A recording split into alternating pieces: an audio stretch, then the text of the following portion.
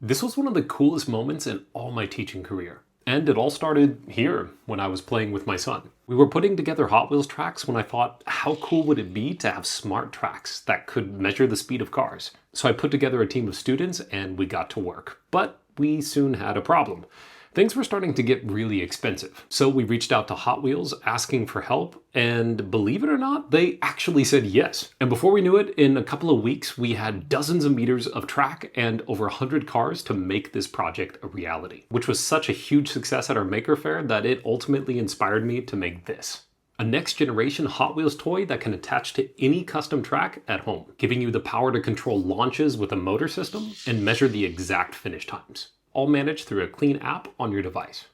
In this video, I'm going to show you how it's built and how it works, and if you like it, you'll be able to build one of these at home as well. Let's jump in.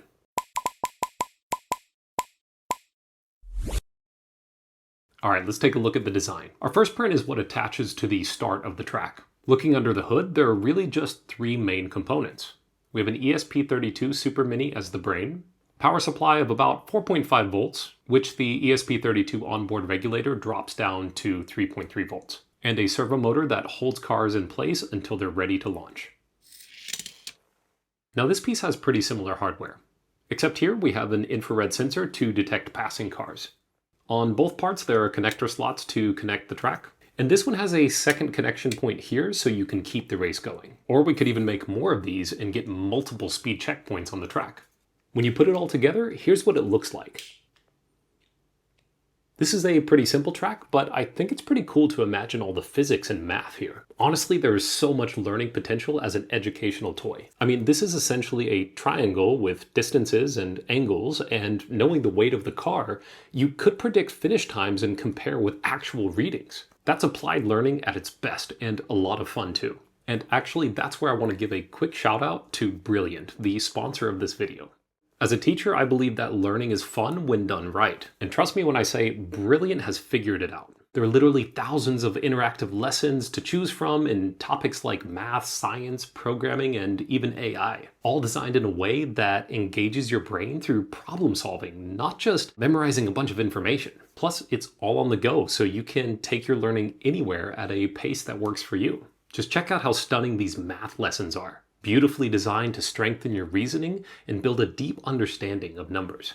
To try everything Brilliant has to offer for free for a full 30 days, visit brilliant.org/makerverse in the description, or scan the QR code on screen. And if you like it, you can also get 20% off an annual premium subscription. Okay, let's check out the app and see how the system works in action. To keep it simple, we use a web app in the browser to control everything, no downloads needed. This ESP32 acts as the server which we connect to via Wi-Fi. The web app is hosted on the board itself, so all we need to do now is search the URL or IP in the browser. This other ESP32 acts as a client that communicates to the server when a car passes the sensor. In the app, we have a simple but functional user interface. This button turns a motor 90 degrees to release the car and starts an internal stopwatch. Once the car passes the sensor, the timer stops and the finish time is displayed. And this table displays the most recent finish times in order. When you're ready to race again, just push the reset button and the motor moves back to the upright position for the next car. Simple, but effective. Alright, now that we're connected, I've got 3 cars to test which one is the fastest on the track. I'm also using a simple kitchen scale to weigh these. I'm curious to see how mass affects the car's speed. Okay, these are in order from lightest to heaviest. Let's launch car 1. Okay, ready, Archie?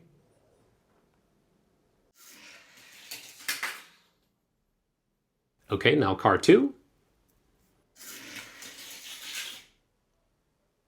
And car 3's turn.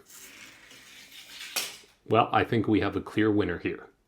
The heavyweight wins. Well, it looks like the heaviest car won, and it makes sense, right? All that gravity with mass, you're gonna get a lot more velocity once you hit that checkpoint. If you think this is cool and you want to make one, let me know in the comments and remember to follow. I'm working on a clean written tutorial that'll be finished soon so that you can build this from start to finish.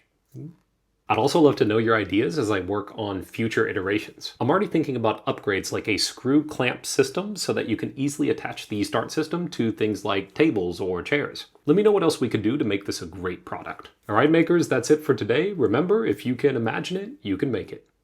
Peace.